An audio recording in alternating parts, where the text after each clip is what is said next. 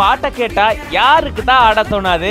Especially 90s கிட்ஸ்க்குலாம் இந்த பாட்டு கேட்டா அப்படியே தன்னால காலு ஆட ஆரம்பிச்சிரும்.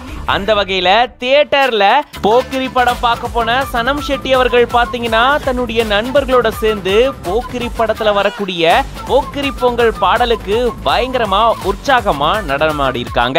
தளபதி விஜய் அவர்களுடைய 50வது பிறந்தநாள் விழாவை ரசிகர்கள், கட்சி தொண்டர்கள் எல்லாருமே செலிப்ரேட் பண்ணிட்டு வராங்க. அந்த கொண்டாட்டத்துல ஒரு பகுதி தான் போக்கிரி படத்தை ரீரிலீஸ் பண்ணிருக்காங்க. சென்னை கோயம்பேடு ரோகிணி திரையரங்குல இந்த படம் ரீரிலீஸ் செய்யப்பட்டிருக்கு. ரசிகர்கள் எல்லாருமே போயிட்டு இந்த படத்தை பார்த்து பயங்கர உற்சாகமா கொண்டாடிட்டு இருக்காங்க.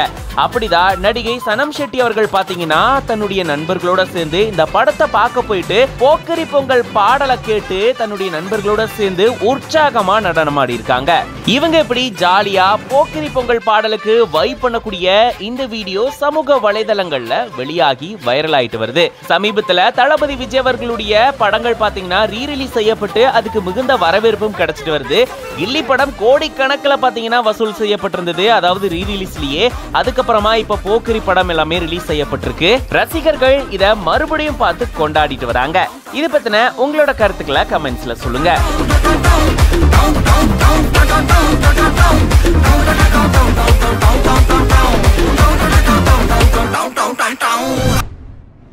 கம்பன் சொல்ல வந்து ஆனால் கூச்சம் கொண்டு எழுதா ஓருவமை நீ,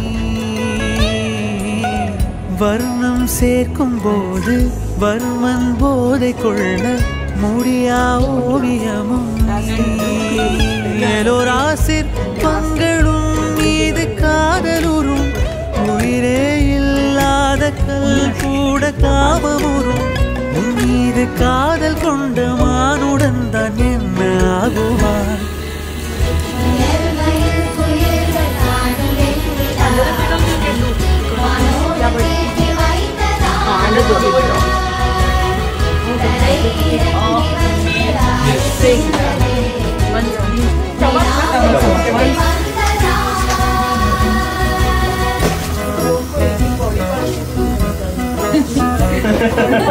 Somewhere